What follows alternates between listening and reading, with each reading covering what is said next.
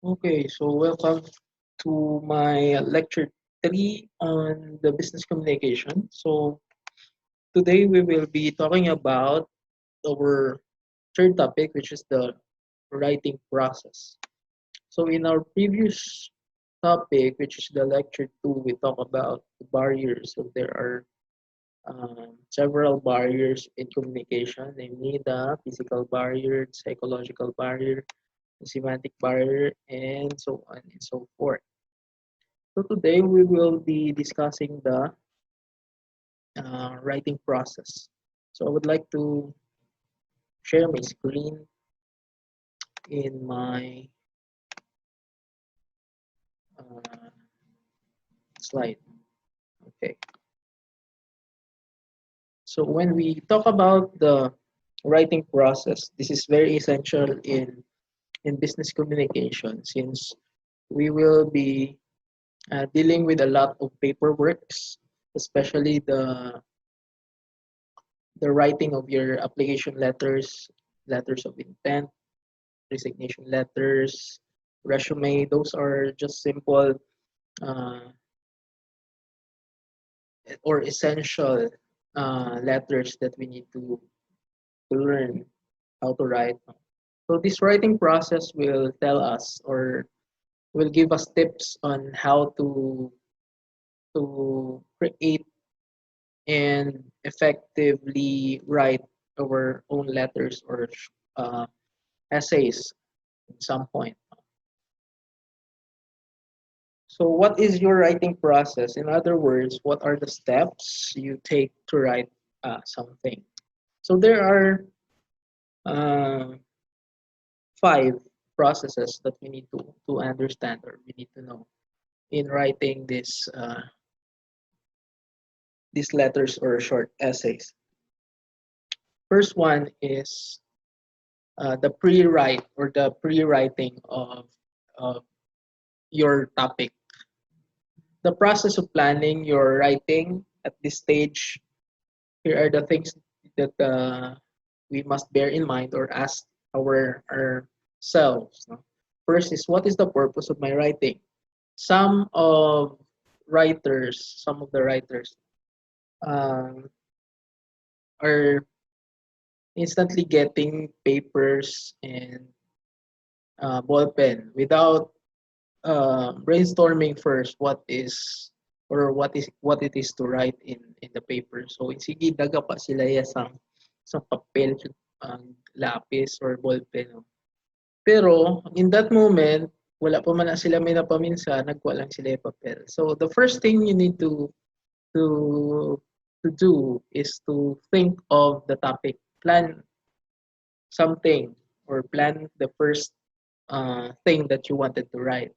It's either you wanted to write to your loved ones, you write to write a friendly letter to your friend, or you wanted to apply for a job, so you will write an application letter.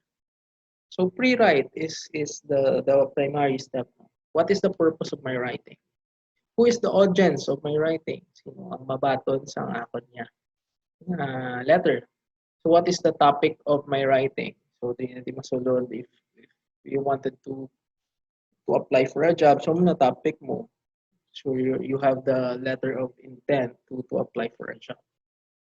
Or kung gusto nyo mag-break up sang imong girlfriend, boyfriend, kagipagi mo sa letter or sa writing. Amo na imo topic. This letter was made to break up with you. Mga topic. No? So break up letters. What information do I need to collect, find in order to do my writing? So you have to search. You have to gather information first. Just like when you are writing an application letter, hindi pwedeng I would like to apply in your company. That's it, no? You need to search something in that certain company para mabutang mo da, no? That you wanted to apply. I heard that you are opening a job for this kind of position. So, state mo kung ano ang position ang gusto mo nga i-applyan. So, those are informations that you need to collect or to find in order to do your writing first. What should I structure or organize in my writing? So, dili na plan ko na nung unahon mo is whether you will introduce yourself first or you have to greet your or someone or your friend first before getting into the main idea. And sa dalong, if you wanted to do some strategy to minimize the or to give emphasis on your work, so pwede nyo na masulit what ang imong nga intention. So that's how you do or you structure or organize your writing. That's for pre-write. So wala pa na gasulat ha, gabutang pa lang ka muna sa inyong mind. So that's the pre-write. Let's go to the second process or stage. This is called the draft. Sa draft, this is the time na magdoodle na kamo, sulat na kamo. Pag may outline na kamo din nga create. So may ara na kamo topic in mind. That's the time you get the paper and pen and start doodling your draft. The process of writing your first version. At this stage, you will ask yourself, so these are the things nga dapat i-bear in mind natin in the draft process.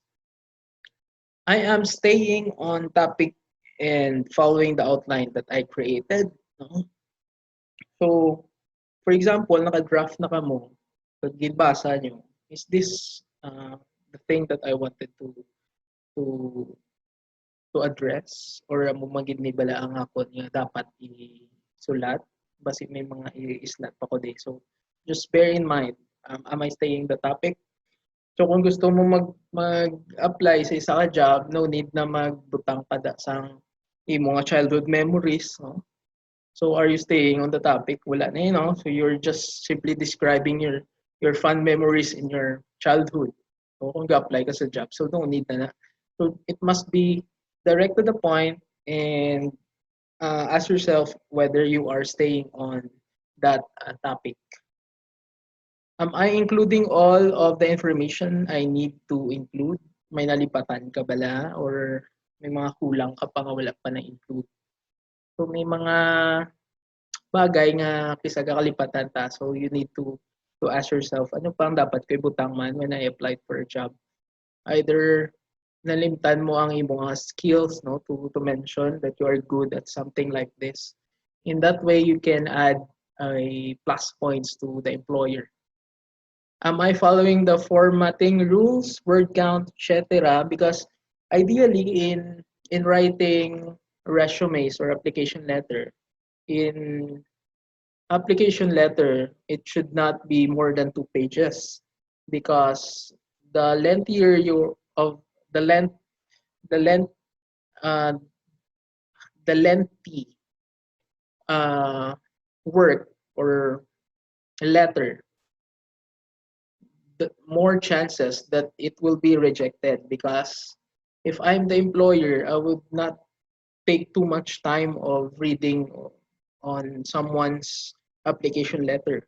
I need uh, straight to the point or I need details that I wanted to see for my company's benefit, no? Kung ako employer. So, kung ga-plan ka to make your application letter very lengthy or maputangan that short story, please do not do so because automatic hindi na magbasa ang employer mo or the company that you wanted to apply or the HR ang mga in charge, no, sa pagpasahan ng letter. Kaya wala na sila time to read all the contents in your letter. Okay?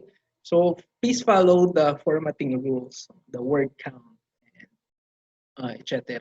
Ideally, you have to state lang sang imong in application letter, you have to state lang sang imong intention. You have to greet first. No? So that is called salutation. Then introduce yourself, your intent to apply, and then the ending remarks that you wanted to make sure that you will be accepted in that certain company. So that's for the draft. Revise. After the draft is the revision. So when you think of the things that you wanted to change in the draft, that comes the revision or the revise. This is the process of rereading your writing and making additional eliminations and changes. So this is somehow rechecking your work in your draft. So these are the things that we need to bear in mind. Is my writing easy for people to follow and understand? So take note the minds of the employers that or the receiver of the letter. Maintindihan niya niyan ay hana kung ginapagod siya nga butsilinggo, no? Is my writing interesting?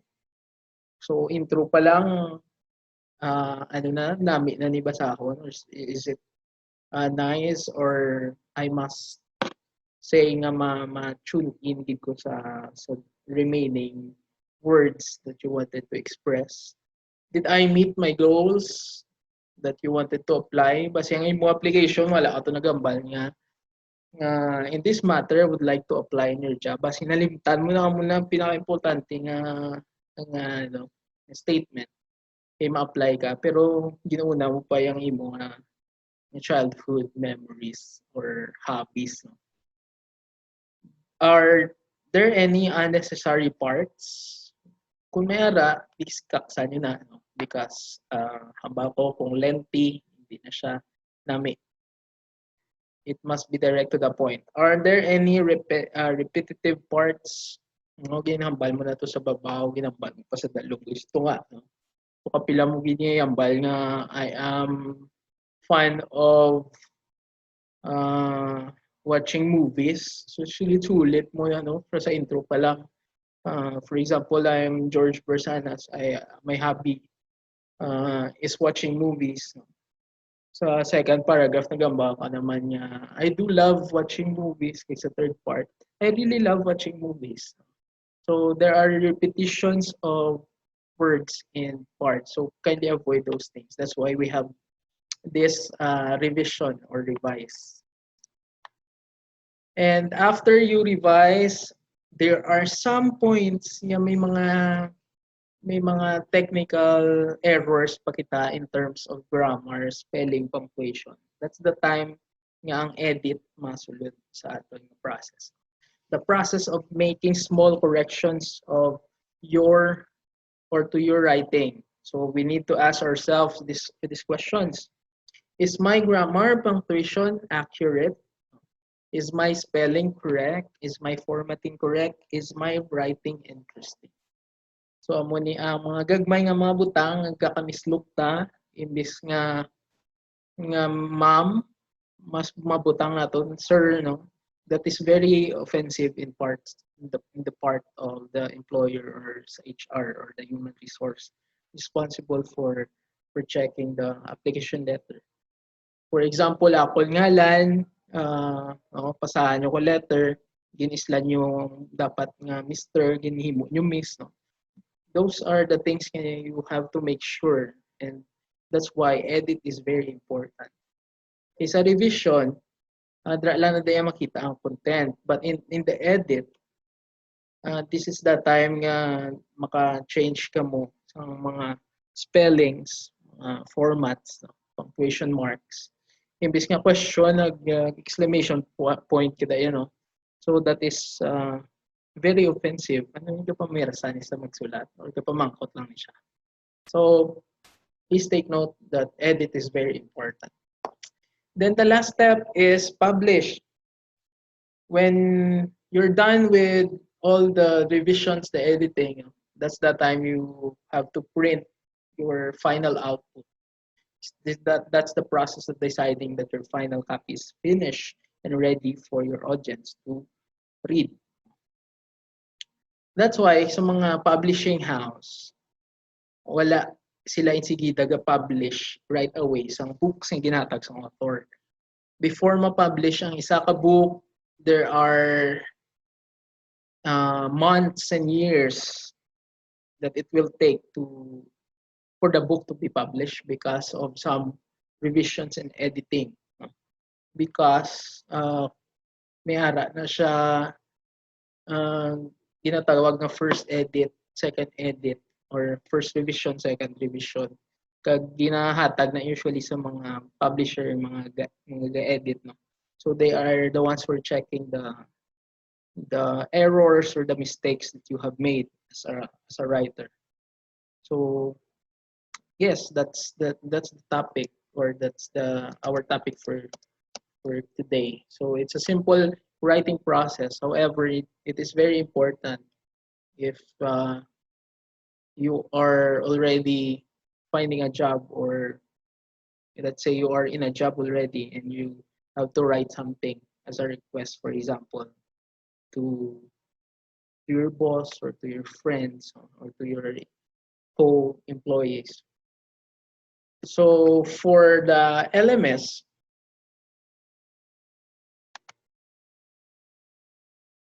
we have seatwork number 3 for this lesson. So it is already available in your LMS. So I want to